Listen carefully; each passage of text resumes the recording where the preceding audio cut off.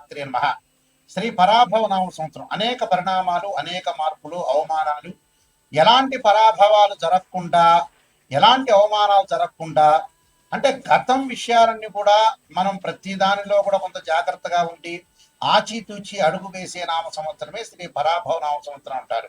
అంటే గత అనుభవాలను గుర్తుపెట్టుకొని ఎలాంటి పరాభవాలు జరగకుండా మనం చాలా జాగ్రత్తగా మన జీవితాన్ని తీర్చిదిద్దుకోవాల్సిన నామ సంవత్సరం ఏంటంటే శ్రీ పరాభవ నామ సంవత్సరం అంటారు. సహజంగా పరాభవ నామ సంవత్సరం ఏంటంటే ప్రభవాతి సత్య సంవత్సరాల్లో 40వ నామ సంవత్సరం ఏంటంటే శ్రీ పరాభవ నామ సంవత్సరం అంటారు. శ్రీ పరాభవ నామ సంవత్సరంలో ద్వాదశ రాశులకు ఏ విధంగా ఉన్నాయో ఒక్కసారి మనం చూద్దాం. ముందుగా ముఖ్యంగా ద్వాదశ రాశుల గురించి ఫలితాలు మనం తెలుసుకునే ముందు ప్రధానంగా ఈ గ్రహగమన గతులు ఏ విధంగా ఉన్నాయో తెలుసుకుందాం. దీనిలో ప్రధానంగా మనకి జూన్ 1వ తారీఖు వరకు కూడా గురువు మిథున రాశిలో సంచారం చేయటం, ఆ తర్వాత 2వ తారీఖు నుండి మరి అక్టోబర్ 31వ తారీఖు వరకు కూడా కర్కాటక రాశిలోను, 31వ తారీఖు నుంచి గురువు అతిచారంతో మరి సింహరాశిలో సంచారం చేయటం, డిసెంబర్ 18 వరకు కూడా, డిసెంబర్ 18 తర్వాత 18 నుండి మరి సింహరాశిలో వక్రస్థితిలోకి గురువు వెళ్ళటం జరుగుతుంది. అలానే శని యొక్క బలాన్ని మనం చూసుకునేటట్టయితే శని మీనరాశిలో ఉండటం, జూలై 25వ తారీఖున మళ్ళీ వక్రస్థితిలోకి వెళ్ళిపోవటం, రాహుకేతువులు వచ్చేటప్పుడు రాహు కుంభరాశిలో 6వ తారీఖు వరకు ఉండటం, 7వ తారీఖున మకర రాశిలోకి, అలానే ప్రధానంగా కేతు వచ్చేటప్పటికల్లా సింహరాశిలో సంచారం చేయడం 6వ తారీఖు వరకు కూడా, 7వ తారీఖున వచ్చేటప్పుడు కర్కాటక రాశిలో సంచారం చేయడం, రవి బుధ శుక్రగ్రహాలు 30 రోజుల పాటు ఒక రాశి నుంచి మరొక రాశికి మారటం, కొంచెం 45 రోజుల పాటు, చంద్రుడు 2.5 రోజుల పాటు ఉంటాడు. ఇవన్నీ కూడా గోచారీత్యా చెప్పబడే ఫలితాలు అంటారు. గోచారీత్యా ఈ మేషాది ద్వాదశ రాశుల వాళ్ళకి ఏ విధంగా ఉందో ఒకసారి మనం తెలుసుకుందాం. శ్రీ పరాభవ నామ సంవత్సరంలో మేషరాశి వాళ్ళకి ఏ విధంగా ఉందో ఒకసారి తెలుసుకుందాం. మేషరాశి వాళ్ళకు వచ్చేటప్పుడు అశ్విని నక్షత్రం 1, 2, 3, 4 పాదాలు జన్మించిన వాడు, అలానే భరణి నక్షత్రం 1, 2, 3, 4 పాదాలు జన్మించిన వాడు, కృత్తికా నక్షత్రం 1వ పాదంలో జన్మించిన వాళ్ళందరూ కూడా మేషరాశి జాతకులు అవుతారు. మేషరాశి జాతకుల్లో ప్రధానంగా వాళ్ళకి ఆదాయ వ్యయాలు మనం చూసుకునేటట్టయితే ఆదాయం 11 ఉంటుంది, వ్యయం అనేది 5 ఉంటుంది. అలానే ముఖ్యంగా వాళ్ళకి రాజ్య పూజ్య విషయంలో రాజ్యపూజ్యం 2 ఉంటుంది, అవమానం 4 ఉంటుంది. అంటే ఆదాయం అనేది చాలా అద్భుతంగా ఉండే అవకాశం అనేది ఒకటి ఉంది. 11 అలానే ఆదాయం 5 అనేది మనకు ఖర్చు అయ్యే అవకాశం అనేది ఒకటి ఉంటుంది. కాబట్టి వీళ్ళకి అనుకూలంగా ఉంటుంది. అంటే ఆకస్మికంగా కొన్ని ధనలాభం కలిగే అవకాశాలు బాగా ఎక్కువ ఉంటాయి. అంటే ఈ మేషరాశి వాళ్ళకి శ్రీ పరాభవ నామ సంవత్సరం ఏ విధంగా జరగబోతుంది అంటే ఆకస్మికంగా ధనలాభం కలుగుతుంది, అలానే స్థానచలనము, ఆరోగ్యపరంగా కొన్ని జాగ్రత్తలు తీసుకోవాల్సిన అవసరాలు ఉంటాయి, వృత్తిలో అనుకూలంగా ఉంటుంది, వృధా ప్రయాణాలు చేసే అవకాశాలు, ధనలాభం, సుఖం కలిగే అవకాశాలు, కార్యసిద్ధి, కుటుంబ సహకారం ఉండే అవకాశాలు బాగా ఎక్కువ ఉంటాయి. అలానే ఎక్కడ కూడా అవమానాలు జరగకుండా సోదరులతోటి విరోధ భావాలు కలగకుండా చూసుకోండి, తీవ్రమైన విచారం కలగకుండా చూసుకోండి. కొంత బంధుమిత్రులతోటి కూడా కలహాలు జరిగే అవకాశాలు, శత్రు భయము, ఆరోగ్యపరంగా సంబంధమైన విషయాల్లో కొంత డబ్బులు ఖర్చు అయ్యే అవకాశాలు ఎక్కువ ఉంటాయి. అన్ని విద్యార్థులకి గుర్తింపు, అలానే వివాహ ప్రయత్నాలు ఫలించే అవకాశాలు బాగా ఎక్కువ ఉంటాయి. అయితే ప్రధానంగా మనకి అశ్విని నక్షత్రం వాళ్ళకి ఏ విధంగా ఉండబోతుందో తెలుసుకుందాం. అశ్విని నక్షత్రం వాళ్ళకి ఆర్థిక పరంగా ఇబ్బందులు కలగకుండా ఉండే అవకాశాలు ఉంటాయి. అలానే వృత్తి ఉద్యోగాల్లో శ్రమ అధికంగా ఉంటుంది.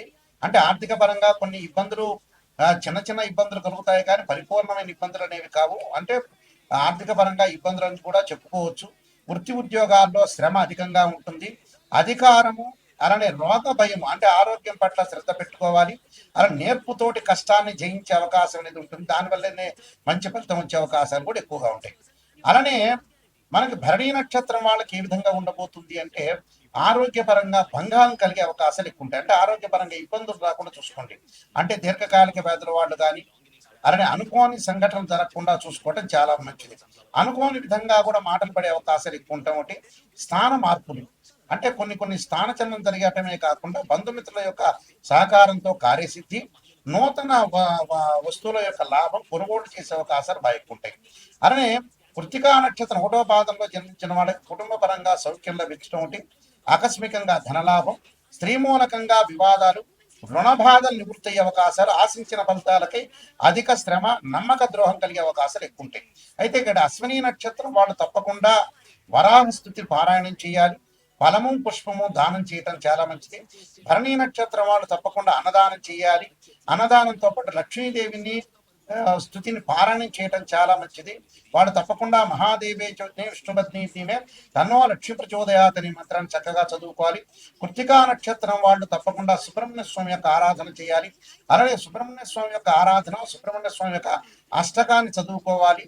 ఆ చదువుకోవడంతో పాటు చక్కగా వాళ్ళు నవనాగా మండల పూజ చేయటం కానీ, లేదా రాహుకాలంలో దీపం పెట్టడం కానీ చేయటం వల్ల కూడా వాళ్ళకి మంచి జరిగే అవకాశాలు ఖచ్చితంగా ఉంటాయి. ఇవన్నీ కూడా గోచార రీత్యా చెప్పబడే ఫలితాలు అంటారు. అంటే this is the transit system అంటారు. ట్రాన్సిట్ సిస్టమ్ వేరు, బర్త్ చార్ట్ అనేది వేరు. What is the difference between transit system and birth chart అంటే, ఒక చెట్టు ఉంటుంది, ఆ చెట్టు కింద కొమ్మలు ఉంటాయి, ఆ కొమ్మల పైన ఆ చెట్టు ఉంటుంది, ఆ చెట్టు కింద వేళ్ళు ఉంటాయి, వేళ్ల పైన కాండం ఉంటుంది, కాండానికి బ్రాంచెస్ ఉంటాయి. ఎప్పుడైతే కొమ్మలకి ఆకులు ఉంటాయి, ఆకులు సహజంగా ఎప్పుడు వస్తుంది అంటే మనకు సహజంగా రైన్ సీజన్ లో వస్తాయి, వింటర్ సీజన్ లో అలానే ఉంటాయి, అలానే సమ్మర్ సీజన్ లో రాలిపోతుంటాయి. ఆ రాలిపోయే ఆకులే గోచారం అంటారు. అంటే గ్రహాలు ఒక రాశి నుంచి మరో రాశికి కొంతకాలం పడుతూ ఉంటుంది. అంటే రాహుకేతులు 18 నెలలు, అలానే గురువు సంవత్సర కాలం, శని 2.5 సంవత్సరాలు, అలానే రవి బుధ శుక్ర గ్రహాలు 30 రోజుల పాటు ఒక రాశి నుంచి మరో రాశికి మారుతాడు. కుజుడు 45 రోజుల పాటు ఉంటాడు. చంద్రుడు 2.5 రోజుల పాటు ఉంటాడు. ఇది గోచారం అంటారు. అదే బర్త్ చార్ట్ అంటే ఏమిటి అని అంటే, మనం పుట్టినప్పుడు మన date of birth, time, place of birth తీసుకుని జన్మ లగ్నం నుంచి తనుభావము, అలానే ద్వితీయ భావము, తృతీయ సోదర భావము, సుఖభావము, అలానే సంతాన భావము, షష్టమ భావం అంటే రోగము, రుణానికి సంబంధించిన భావం అంటారు. సప్తమ భావం అంటే కడత్ర భావం అంటారు. అష్టమ భావం అనేది ఆయుష్ సంబంధించిన భావాన్ని అంటారు. స్త్రీలకు వచ్చే మాంగళిక భావం అంటారు. అలానే భాగ్య భావం, నవమ స్థానానికి సంబంధించిన భాగ్య భావం అంటారు. అలానే దశమానికి సంబంధించిన వృత్తి స్థానానికి సంబంధించిన భావం అంటారు. అలానే లాభభావం, లాభస్థానంలో ఎలాంటి గ్రహాలు ఉన్నాయో మనం చూసుకుంటాం. అలానే వ్యయ స్థానానికి సంబంధించిన వ్యయ భావం అంటారు. అంటే ప్రేమ, అలానే ఖర్చులు, ఇలాంటి భావాన్ని ద్వాదశ భావం అంటే వ్యయ భావం అంటారు. అలానే ఏదైతే ఒక్కొక్క భావానికి, ఒక్కొక్క రాశ్యానికి ఒక్కొక్క భావాధిపతి ఉంటారు. ఉదాహరణకి తన భావానికి రవిని, ద్వితీయ భావానికి గురువని, తృతీయ భావానికి సోదర భావాన్ని, చతుర్థ భావానికి చంద్రుడని, పంచమ భావానికి గురువని, షష్టమ భావానికి కుజుడని, సప్తమ భావానికి మరి శుక్రుడని, ఇలాంటి భావాలు చూసుకుంటాం మనం. అలానే ఆయుష్ భావానికి శని అని. అంటే ప్రతి భావానికి కూడా భావాధిపతులు ఎవరు అని సహజంగా మనం చూసుకుంటాం. ఆ భావాధిపతులను అనుసరించి రాశిచక్రము, నవాంశము, అలానే దశమాంశము, సప్తమాంశము, త్రింశాంశము, హోరా ద్రేకాణం సంబంధించిన డివిజన్ రూల్స్ చార్ట్స్ కూడా ఉంటాయి. అంటే D16 చార్ట్స్ అంటారు. మనం మ్యాథమెటికల్ గా క్యాలిక్యులేషన్ వేసి డివిజన్ రూల్ చార్ట్ చూసి మనం అనాలిసిస్ చేయటం అనేది జాతకం. అంటే ఉదాహరణకి ఒక వివాహానికి సంబంధించిన విషయాన్ని ఒక అబ్బాయికి కానీ అమ్మాయికి కానీ చూడాలంటే ఖచ్చితంగా రాశిచక్రము, నవాంశము, భావచక్రము, దశల అంతర్దశలు. సంతానపరంగా చూడాలంటే రాశిచక్రము, సప్తమాంశము, అలానే మనం భావచక్రము, దశల అంతర్దశ అనాలిసిస్ చేయాలి. ఇలాగ డివిజన్ చార్ట్స్ చూసి మనం చెప్పడం అనేది బర్త్ చార్ట్ అంటారు. అంటే గోచారం ఎప్పుడు కూడా 20% మాత్రమే సపోర్ట్ ఉంటుంది. బర్త్ చార్ట్ అనేది 80% సపోర్ట్ మాత్రమే ఉంటుంది.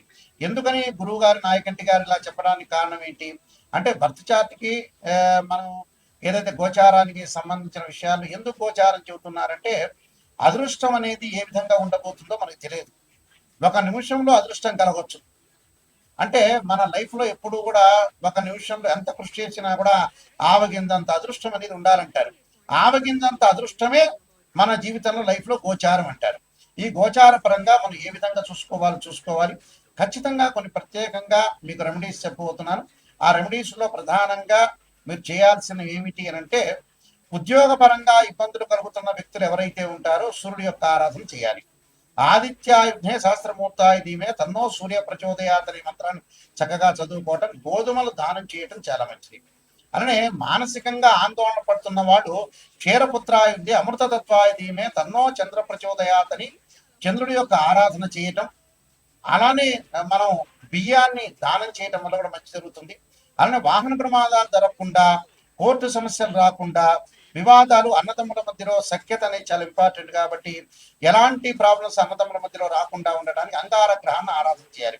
రాహుకాలంలో దీపం పెట్టడం, అంగారకాయుధే శక్తి హస్తాయి ధీమే తన్నో భౌమ ప్రచోదయాత్ అనే మంత్రాన్ని అలానే ధరణీగర్భ సంభూతం విద్యుత్కాంతి సమప్రభం కుమారశక్తి అస్తంచ మంగళం ప్రణమామ్యం అనే మంత్రాన్ని కూడా చక్కగా చదువుకోవటం, కందులు ఎర్రని వస్త్రాన్ని దానం చేయడం చాలా మంచిది. అలానే బుధగ్రహం యొక్క అనుకూలత లేకపోతే విష్ణు సహస్రనామ పాలన చేయటం, పెసలు దానం చేయాలి. అలానే ముఖ్యంగా విద్యార్థులకు అనుకూలంగా ఉండాలంటే దక్షిణామూర్తి స్తోత్ర పాలన చేసుకోవటం ఒకటి. అలానే దేవగురువైన బృహస్పతికి సంబంధించిన శనగలు దానం చేయడం చేయాలి. అలానే ధనపరంగా ఇబ్బందులు కలిగే వాళ్ళు యక్షాయ కుబేరాయ వైశ్రవణాయ ధనధాన్యాధిపదే ధనం ధాన్యం సముద్యమే దేహిమే దాపయిస్వ అనే మంత్రాన్ని చక్కగా చదువుకోవాలి. అలానే వివాహం కాని స్త్రీ పురుషులు ఎవరైతే ఉంటారో అమ్మాయిలు వచ్చారు వరపాస్పత సముద్రాభిషేకం, అఘోర గౌరీ పాస్పత సముద్రాభిషేకం, అబ్బాయిలు వచ్చారు కన్యా పాస్పత సముద్రాభిషేకం చేయాలి. అలానే ఆరోగ్యపరంగా ఇబ్బందులు కలిగేవాడు శరీరే జర్జరీభూతే వ్యాధిగ్రస్తే కలేబిర ఔషధం జాహ్నవీతోయం వైద్యో నారాయణి అనే మంత్రాన్ని చదువుకోవాలి. విదేశాలకు వెళ్ళలేని వాళ్ళు ఇబ్బందులు పడుతున్నవారు తప్పకుండా రాహు యొక్క ఆరాధన చేయాలి. రాహుకాలంలో దీపం పెట్టడమే కాకుండా అర్ధకాయ మహావీరం చంద్రాదిత్యమర్థం సింహకాగర్భ సంభూతం తమ రాహుం ప్రణమామ్యం అనే మంత్రాన్ని చదువుకోవాలి.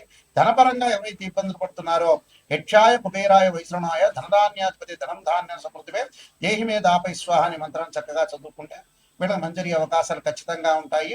ఇవన్నీ కూడా ప్రతిదీ కూడా మనం రెమెడీ చేసి ఎప్పుడైనా సరే జాతకం చెప్పించుకునే వాళ్ళు ఎవరైనా సరే మా దగ్గరికి వచ్చినప్పుడు నెగిటివ్ పాజిటివ్ రెండు కూడా ఆలోచన చేయండి. లైఫ్ లో ఎప్పుడు కూడా పొగడటం కాదు, నిజాన్ని తెలుసుకుంటే మన జీవితం అనేది డెవలప్మెంట్ అయ్యే అవకాశం ఖచ్చితంగా ఉంటుంది. అందువల్ల ఖచ్చితంగా మా దగ్గరికి వచ్చే వాళ్ళు ఎవరైనా సరే నెగిటివ్ పాజిటివ్ రెండు చెప్పించుకోవాలి. ఎందుకంటే నెగిటివ్ చెప్పించుకున్నారనుకోండి ఎలాగ మనం డెవలప్మెంట్ చెందాలి, ఆ నెగిటివ్ ను పాజిటివ్ చేసుకోవడం ఎలా అనే ఆలోచన చేస్తేనే మన లైఫ్ అనేది లీడ్ అయ్యే అవకాశాలు ఖచ్చితంగా ఉంటాయి. పొగట్టం ఏముంది, ఎప్పుడైనా ఎవరైనా మన పక్కింటి వాడైనా మనల్ని పొగుడతాడు. ఆ పొగట్టం ఏమి పెద్ద జ్యోతిష్యంలో అంతర్భాగమే కాదు. కాబట్టి జాగ్రత్తగా ఆలోచన చేయండి. మీరు తప్పకుండా నేను నెంబర్ ఆఫ్ ఆస్ట్రాలజీ బుక్స్ రాశాను. కాలసర్పయోగము, కాలసర్పయోగ చంద్రిక, రాహుకేతులు, ఛాయాగ్రహాలు, బృహత్ పరిహార సింధు, సర్వదేవతా కోతలు పార్ట్ 1 పార్ట్ 2, పుత్రగణపతి వ్రతము, అలానే జాతక చంద్రిక, వివాహ మార్తాండము, స్వప్న శాస్త్ర ఫలదీపిక, ప్రొడక్షన్ ఆఫ్ ఆస్ట్రాలజీ, ఇలాంటి నెంబర్ ఆఫ్ ఆస్ట్రాలజీ బుక్స్ అని రాశాను.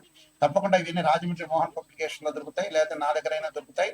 మీరు www.nayakanti.com కానీ www.nayakanti.in అనేది చూడండి. మేము వంశపారంపర్యంగా చెప్పే వ్యక్తులమే.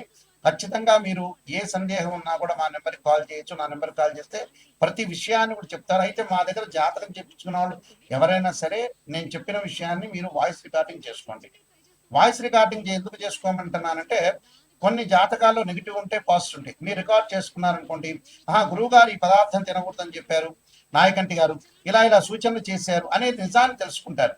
ఇప్పుడు నేను చెబుతాను, మీరు మర్చిపోతారు.